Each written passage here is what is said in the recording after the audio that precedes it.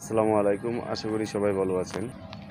সততার সাথে যারা জীবনযাপন করতে পারে তারাই কিন্তু সত্যিকারের মানুষ। আপনি যদি সততার পথে না থাকেন, অবৈধভাবে চলাফেরা করেন, অবৈধভাবে টাকা ইনকাম করেন, শেষ পর্যায়ে কিন্তু আপনার মনে হবে আপনার জীবনটাই বৃথা। আপনার আমার প্রতিটি মানুষেরই উচিত যাতে আমরা সততার সাথে জীবনযাপন করা। সততার সাথে জীবনযাপন করলে আপনি একটা সময় ব্যর্থ হলেও কখনো আপনার কষ্ট লাগবে না। এই ভেবে যে আপনি সৎ ছিলেন। সত্যিকারের পথে যারা থাকে তারা সবসময় শান্তিতে থাকে। হ্যাঁ, হয়তোবা আপনি সাময়িকভাবে নানান সমস্যার সম্মুখীন হতে পারেন, কিন্তু এগুলো কিন্তু কখনোই চিরস্থায়ী না। আপনি, আমি, সমাজের প্রতিটি মানুষ যদি সততার সাথে জীবনযাপন করার চেষ্টা করি, আমাদের সমাজটা খুব দ্রুতই পরিবর্তন হয়ে যাবে। আমরা একটি ভালো সমাজ পাবো। আমরা রাস্তার যখন বাইর হই তখন আমাদেরকে ভয় পেতে হবে না। আমরা যদি যখন গাড়ি দিয়ে যাই তখন আমাদের কখনো চিন্তা করতে হবে না যে কখন আমাদের হাত থেকে কিংবা পকেট থেকে মানিব্যাগটি কেউ চুরি করে নিয়ে যাবে।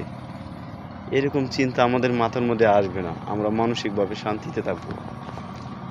কিন্তু আপনি, আমি, সমাজের মানুষকে যদি এই সচেতন না করি যে সৎ থাকতে হবে, সততার বিষয়টি আমাদের মধ্যে সবসময় দৃশ্যমান রাখতে হবে, সেটা যদি আমরা না রাখি তাহলে কিন্তু আমাদের নানান সমস্যার সম্মুখীন হতে হবে। দেখেন আমাদের এই জীবনটা কত দিনের।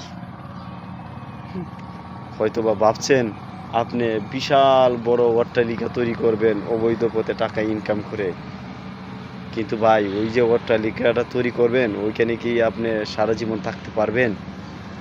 এই চিন্তাটা আপনার একবার করা উচিত। যদি ওই চিন্তাগুলো আমরা সঠিকভাবে করি তাহলে কিন্তু আমরা ভালো থাকব। আর যদি ওই চিন্তাগুলো আমরা না করি তাহলে হয়তোবা আমরা সাময়িক একটু সময়ের জন্য ভালো থাকব, কিন্তু পরিশেষে কিন্তু আমাদেরকে ভোগান্তিতে পড়তেই হবে এবং কৃতকর্মের ফল ভোগ করতেই হবে। আসুন সততার সাথে আমরা জীবনযাপন করি, সৎ পথে থাকি, মানুষের সাথে ভালো ব্যবহার করি এবং মানুষকে ধোঁকা না দিই। এই যে ধোঁকা একটি বিষয়, এটি মারাত্মক। আপনি যদি কাউকে ধোঁকা দেন তাহলে কিন্তু কখনোই ক্ষমা পাবেন না, যদি ওই যাকে ধোঁকা দিয়েছেন সে যদি ক্ষমা না করে।